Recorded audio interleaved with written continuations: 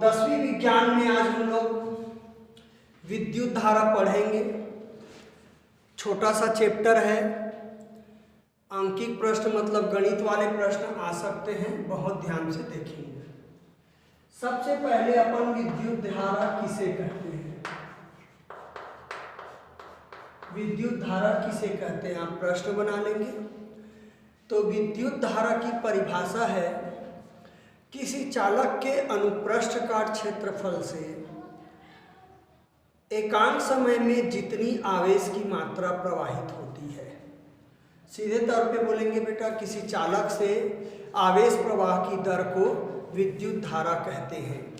आप डिफिनेशन देखना चाहेंगे तो आपके बुक में पेज नंबर 78 पे है, आप लोगों का तीसरा पैराग्राफ देखना। मैं पढ़ रहा हूँ, विद्युत धारा वह कुल आवेश है जो चालक के किसी अनुप्रस्थ काट क्षेत्रफल में से इकाई समय में गुजरता है। ठीक है, तो यदि किसी चालक के अनुप्रस्थ काट क्षेत्रफल से t समय में प्रवाहित होने वाली आवेश की मात्रा q हो तो विद्युत धारा I बराबर होगा बेटा q/t। सिंपल सी डिफिनेशन। इसका मात्रक है एम्पियर। इसका मात्रक है क्या? एम्पियर। जैसे लंबाई को मीटर में नापते हैं वैसी धारा को एम्पियर में नापते हैं। बस डिफिनेशन लिखना है ये और मात्रक लिखना है। ठीक है, तो एक क्वेश्चन क्या बना, विद्युत धारा क्या है। अब हम प्रश्न बनाएंगे कि 1 एम्पियर को परिभाषित करो। 1 एम्पियर को परिभाषित करो। तो आप लोग लिखेंगे बेटा सूत्र, विद्युत धारा I बराबर क्या होता है q/t। q बराबर ले लेता हूं बेटा 1 कूलाम और t बराबर ले लेता हूं 1 सेकंड। तो इसलिए I बराबर होगा 1 एम्पियर। इतना लिख लेंगे। अब एक लाइन में परिभाषा हो जाएगा आपका। कैसे होगा परिभाषा? किसी चालक के अनुप्रस्थ काट क्षेत्रफल में 1 सेकंड में यदि 1 कूलाम आवेश प्रवाहित होता है तो उसमें प्रवाहित धारा 1 एम्पियर कहलाएगी। किसी चालक से यदि 1 कूलाम आवेश 1 सेकेंड में प्रवाहित हो जाए तो उस चालक में प्रवाहित धारा कितनी कहलाएगी? 1 एम्पियर कहलाएगी। सिंपल सी डिफिनेशन। ठीक है, अब इससे संबंधित प्रश्न दिए हैं बेटा नीचे आपके पेज नंबर 78 में ही 3 प्रश्न हैं। पहला प्रश्न है, किसी विद्युत धारा में 0.4 A मतलब एम्पियर की विद्युत धारा 10 मिनट तक प्रवाहित होती है। विद्युत परिपथ से प्रवाहित विद्युत आवेश का परिमाण ज्ञात करो। तो आप लोगों का दिया है, पहला सवाल है बेटा इसमें, विद्युत धारा I बराबर, विद्युत धारा I बराबर 0.4 एम्पियर। समय दिया है बेटा t बराबर 10 मिनट। सवाल मिनट में नहीं बनाना, मैं सेकेंड बोला था, तो इसको 60 से गुणा करके सेकेंड में बदल दो, तब आपका सवाल बनेगा। ठीक है, अब इसमें आवेश निकालना है तो सूत्र कर दो I बराबर q/t। तो q बराबर होगा बेटा I गुणा t। इधर मान रख रहा हूं, q बराबर I का मान है 0.4, t का मान है 600। दशमलव हटा लो, 4/10 1 और 0 गुना 600 कट गया, 6×4 = 24। तो q बराबर होगा बेटा 240 कूलाम या कूलम। अलग अलग बुक में अलग अलग लिखे, कुछ ने मात्रक को कूलम लिखे, कुछ ने कूलाम लिखे हैं, तो आपकी मर्जी है। तो इस प्रकार से ये सवाल आपका बन गया सिंपल सा उसी में। अब सवाल को बदल सकता है बेटा, आवेश और समय देके धारा पूछ सकता है और धारा और आवेश देके समय भी पूछ सकता है। तो सिंपल सा सूत्र है I बराबर q/t विद्युत धारा का, इससे हम बना सकते हैं। याद रखना समय को आप लोग सेकेंड में रखेंगे, मीटर होगा तो उसको मिनट होगा तो उसको सेकेंड में बदल लेंगे, घंटा होगा तब भी सेकेंड में बदल लेंगे। एक घंटा में 3600 सेकेंड होता है। दूसरा है विद्युत धारा के मात्रक की परिभाषा लिखिए। तो अभी मैं बताया विद्युत धारा का मात्रक क्या होता है, एम्पियर। तो 1 एम्पियर की परिभाषा तो अभी लिखाया मैंने, वही जवाब आएगा ये। ठीक है, क्या होगा यदि विद्युत परिपथ में अमीटर को समांतर क्रम में जोड़ दें। बेटा अमीटर है धारा मापने का उपकरण है। याद रखिए अमीटर को हमेशा विद्युत परिपथ में श्रेणी क्रम में जोड़ा जाता है। यदि अमीटर को समांतर क्रम में जोड़ देंगे तो अमीटर के कुंडली जो अंदर में तार रहता है, कुंडली का प्रतिरोध बहुत ही कम होता है, जिसके कारण ये बहुत ज़्यादा धारा लेगी परिपथ से और इसकी कुंडली जल जाएगी, अमीटर क्षतिग्रस्त हो जाएगा। मैं रिपीट बोल रहा हूँ, इसका जवाब होगा कि अमीटर की कुंडली का प्रतिरोध बहुत ही कम होता है। यदि हम अमीटर को समांतर क्रम में जोड़ देंगे तो अमीटर की कुंडली में बहुत ज़्यादा धारा प्रवाहित होगी, जिससे अमीटर क्षतिग्रस्त हो जाएगा या अमीटर की कुंडली जल जाएगी। ये है, अतः अमीटर को किस में नहीं जोड़ना चाहिए, समांतर क्रम में नहीं जोड़ना चाहिए। ठीक है, तो ये अपन 3 प्रश्न दिए हुए हैं, कर लिए। ठीक है,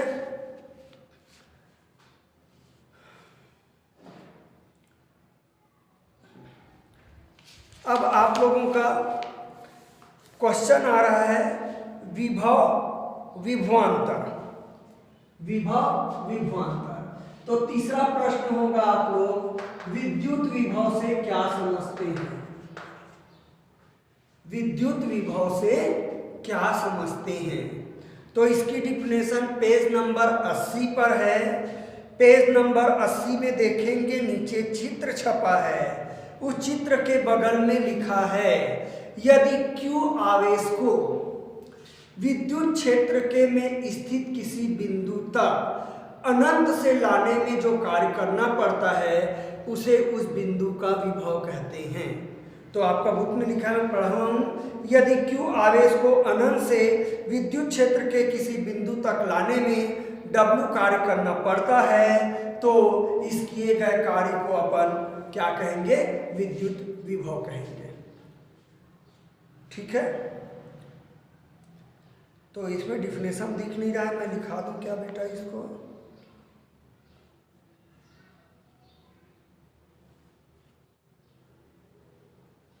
नहीं लिख रहा बेटा, मैं लिखा दूंगा, विद्युत विभव परिभाषा बोर्ड में लिखा दूंगा। ठीक है,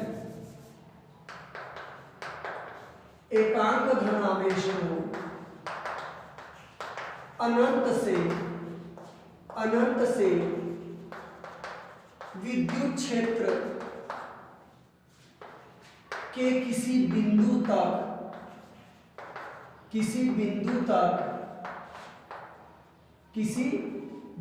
तक लाने में किया गया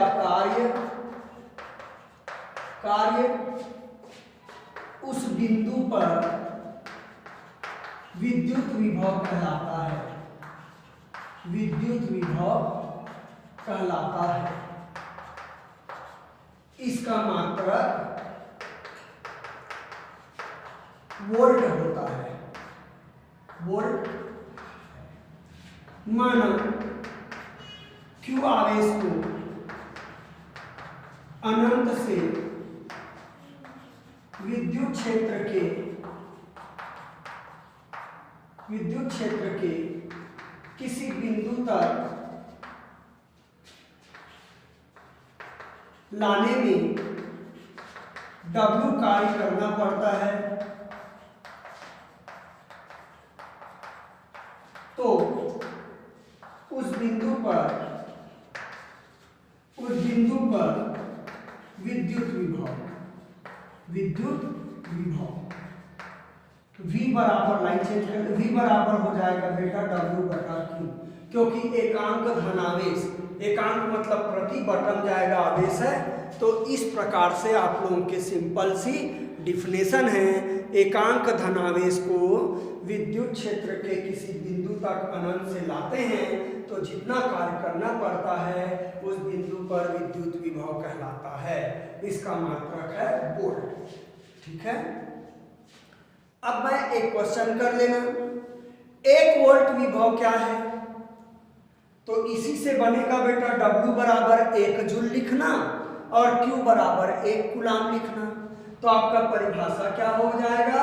एकांक धनावेश को या 1 कूलाम आवेश को अनंत से विद्युत क्षेत्र के किसी बिंदु तक लाने में किया गया कार्य 1 जूल हो तो कार्य कितना हो जाएगा?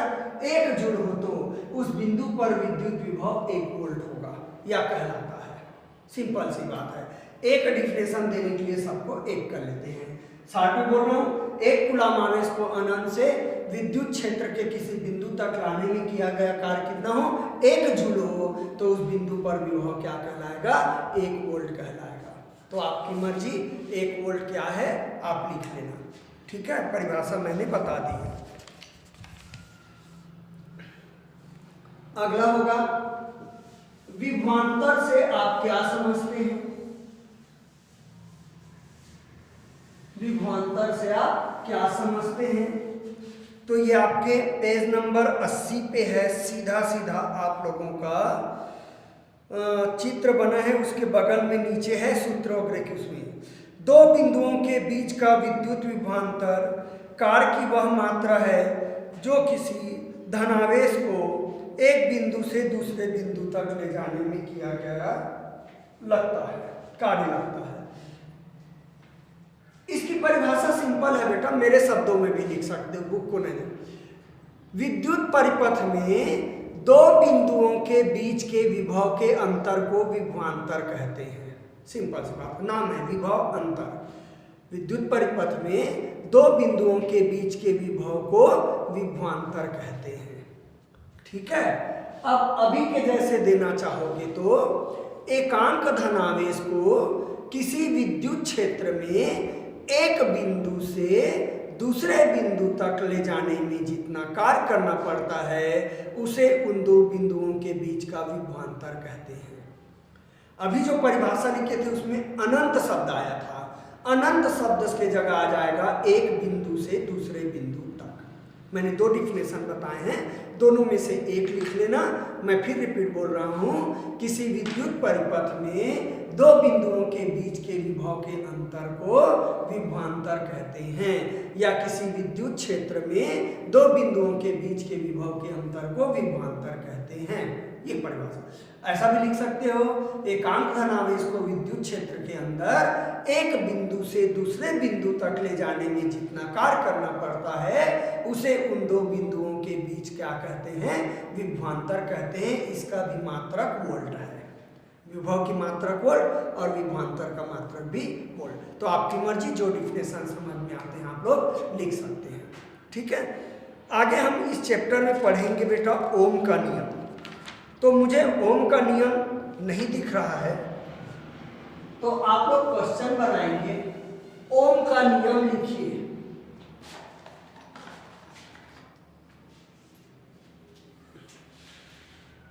ओम का नियम लिखिए।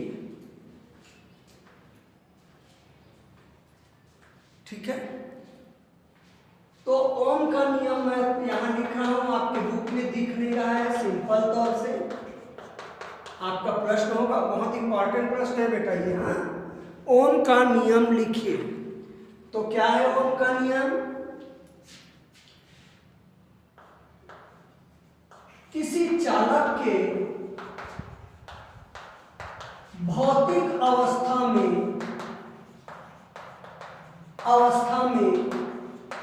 कोई परिवर्तन नहीं हो तो, ये शर्त जरूरी है बेटा। हाँ, कोई परिवर्तन ना हो तो।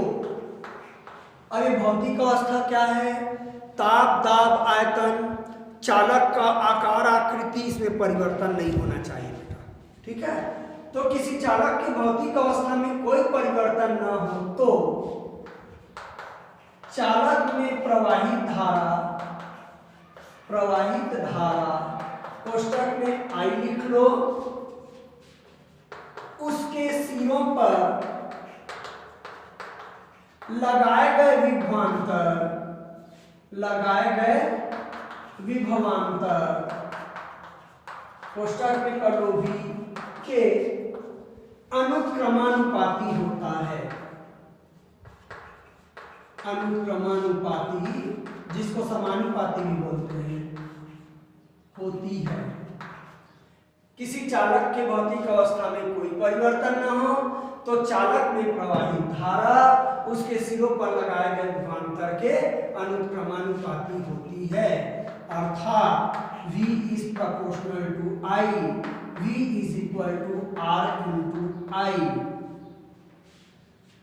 ठीक है, ये सूत्र है बेटा प्रतिरोध और विभवांतर के और धारा के सूत्र के लिए। जहां R एक अनुपातिक नियतांक है, जहां R एक अनुपातिक नियतांक है जिसे चालक का प्रतिरोध कहते हैं,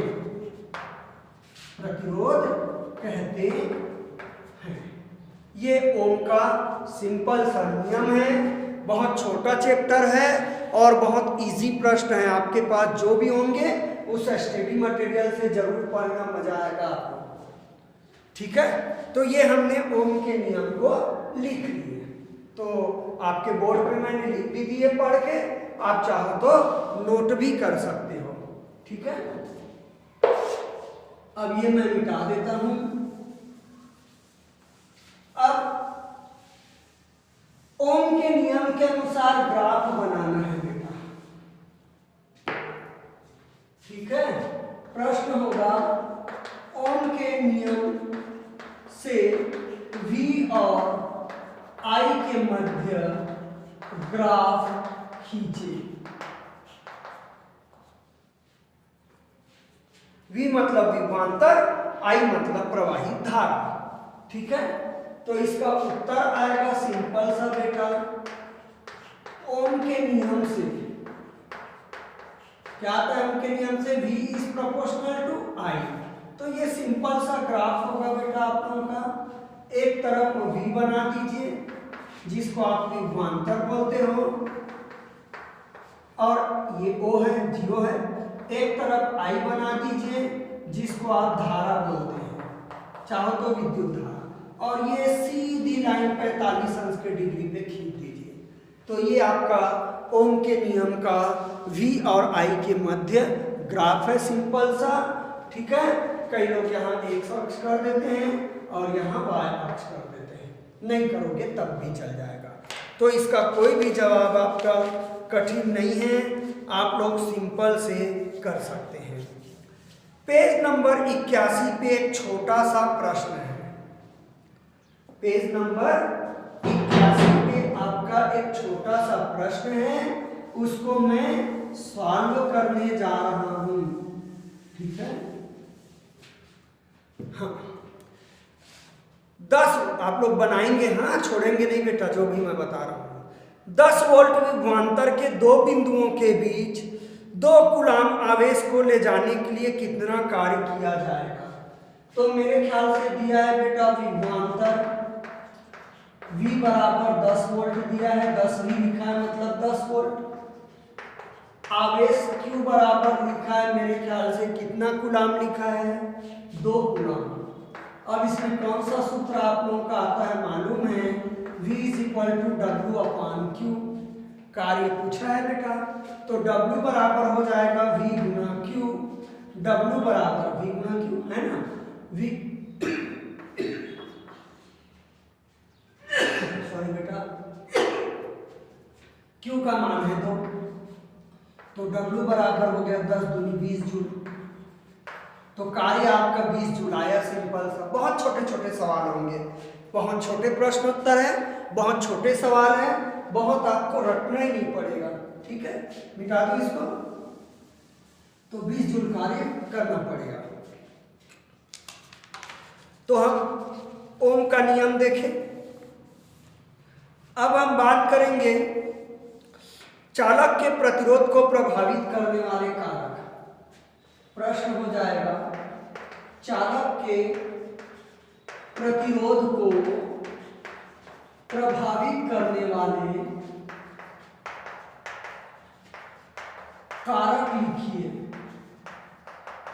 ये आंसर लिखेंगे बेटा, बुक में मुझे आधा अधूरा दिख रहा है। हाँ ठीक है, तो चालक के प्रतिरोध को प्रभावित करने वाले कारक हैं। तो चालक के प्रतिरोध को प्रभावित करने वाले 4 कारक हैं। पहला लिख लेना उत्तर, चालक के प्रतिरोध को प्रभावित करने वाले निम्नलिखित कारक है। पहला, चालक की लंबाई। तो बेटा R is proportional to L होता है, अर्थात चालक की लंबाई बढ़ाने पर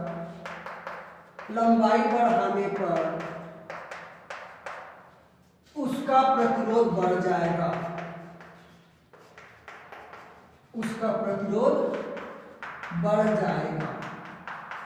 इसका क्या मतलब हुआ?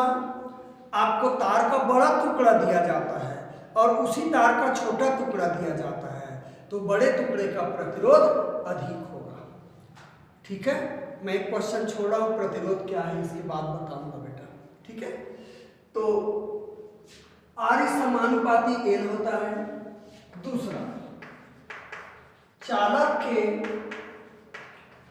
अनुप्रस्थ काट क्षेत्रफल पर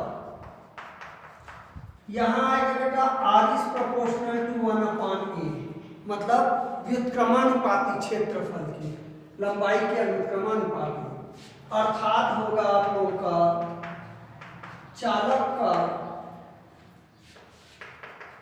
क्षेत्रफल अधिक होने पर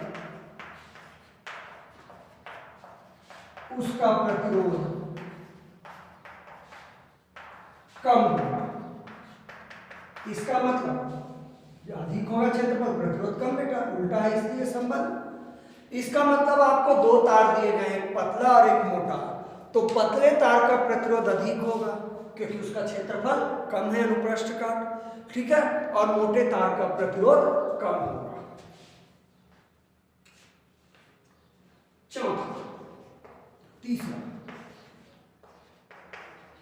चालक की प्रकृति पर। अब ये कैसे प्रकृति हो गई? आप जानते हैं कोई सुचालक होता है, कोई कुचालक। तो बेटा चालक के प्रति एकांक आयतन में मुक्त इलेक्ट्रॉनों की संख्या अधिक होने पर उसका प्रतिरोध कम होगा, क्योंकि धारा आवेश का प्रवाहित होता है और इलेक्ट्रॉन एक प्रकार का आवेश है। ठीक है, तो आज आते मैं लिख रहा हूं, चालक के एकांक आयतन पर मुक्त इलेक्ट्रॉनों की संख्या अधिक होने पर उसका प्रतिरोध कम होगा। ये चालक की प्रकृति पर है। 3 बुक में नहीं होंगे, शायद गाइड भी बहुत कम दिए होंगे, इसलिए यहां से आप लोग टेली कर लेंगे, नोट कर लेंगे। ठीक है, अब चौथा है बेटा ताप पर। तो ताप बढ़ाने से चालक का प्रतिरोध बढ़ता है। एक लाइन में लिखो, ताप पर, ताप बढ़ाने से चालक का प्रतिरोध बढ़ता है। ये 4 पॉइंट आप लोगों का है, प्रतिरोध को प्रभावित करने वाले कारक 4 हैं। ठीक है, अब आप लोगों का प्रश्न होगा, नोट कर लेना, मिटाया नहीं हूं मैं अभी। अब आप लोगों का प्रश्न होगा प्रतिरोध क्या है?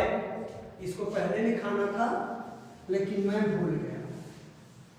तो बेटा प्रतिरोध किसी चालक का गुण होता है जो विद्युत धारा के प्रवाह का विरोध करता है। प्रतिरोध किसी चालक का वह गुण जिसके कारण वह विद्युत धारा के प्रवाह का विरोध करता है प्रतिरोध कहलाता है।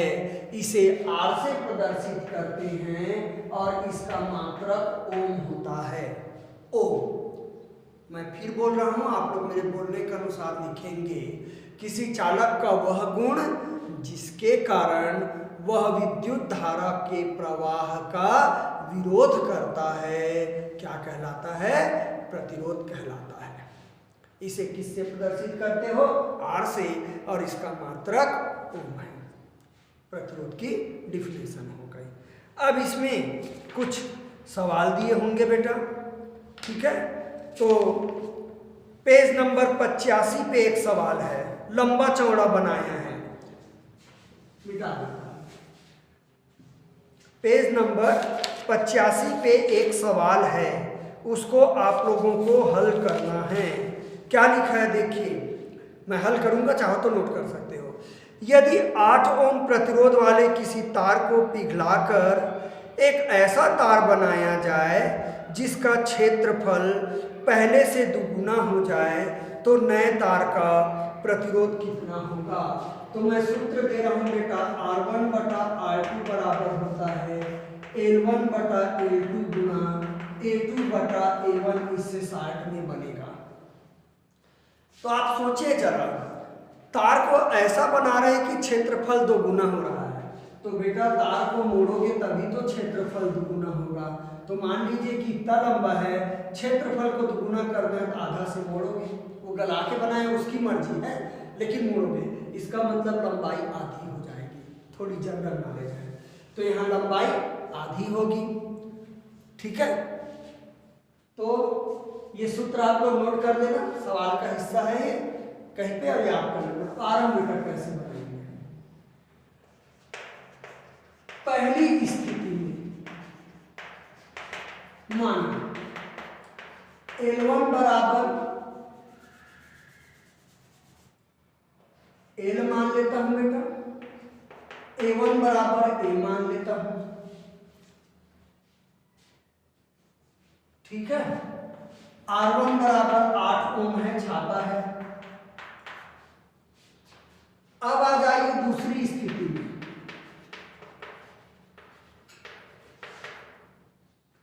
L2 बराबर हो जाएगा L बटा 2 बेटा, मैंने समझाया क्षेत्रफल दुगुना करोगे तार को मोड़ना पड़ेगा तो लंबाई आधी हो जाएगी, उसका आधा कर लिया। A2 बराबर 2A होगा, साथ ही बोला है क्षेत्रफल दुगुना कर दे करके। और R2 बराबर हमको निकालना है, प्रश्नवाचक चिन्ह कर दो। अब सूत्र लगा दो, R1 बटा R2 बराबर L1 बटा L2 गुना A2 बटा A1। इसको उल्टा क्यों लिखा? क्योंकि अभी बताया हूं बेटा R is proportional to 1/A, तो R1 तो A1 नीचे, R2 उल्टा A2 ऊपर, और L समानुपाती होता है तो सीधा संबंध है। R1 का मान 8 है, R2 नहीं मालूम हमको, L1 को L लिखे हैं, कुछ है नहीं, ये L बटा 2 हो गया, L2 है वो, A2 का मान 2A है और इसका मान A है, तो ये आ जाएगा 8 बटा R2 बराबर, ये 2 ऊपर गया बेटा, 2L हो जाएगा, बटा में L बचेगा, गुणा 2A बटा A, तो A कट जाएगा, L कट जाएगा, ठीक है? क्या मिटा दूं? इधर जगह मैं इस तरफ बना रहा हूं बेटा, इस तरफ, है ना? तो साफ दिख रहा है 8 बटा R2 बराबर होगा बेटा, ये तो कट गया, 2 दूनी 4, तिरिया गुणा करोगे 4, R2 बराबर होगा 8, तो R2 बराबर होगा 8 बटा 4, काट दोगे बेटा R2 बराबर 4 दूनी 8, 2 ओम आएगा। और ये कुछ दूसरे तरीके से बनाए हैं, आपको बुक का समझ में आता है तो बुक का कर देना, और ये समझ आता है तो बढ़िया कैलकुलेशन नोट कर देना, न्यूमेरिकल आप लोगों को करने हैं। तो ये चैप्टर आधा हो गया बेटा, आधे चैप्टर का वीडियो मैं और आज ही जारी करूँगा, आप लोगों का आधे आधे घंटे का 2 वीडियो जाएगा, ठीक है? थोड़ा सा चैप्टर बाकी आप लोगों का समाप्त करना है, क्लियर है? तो आप लोग पढ़ाई करें इसको।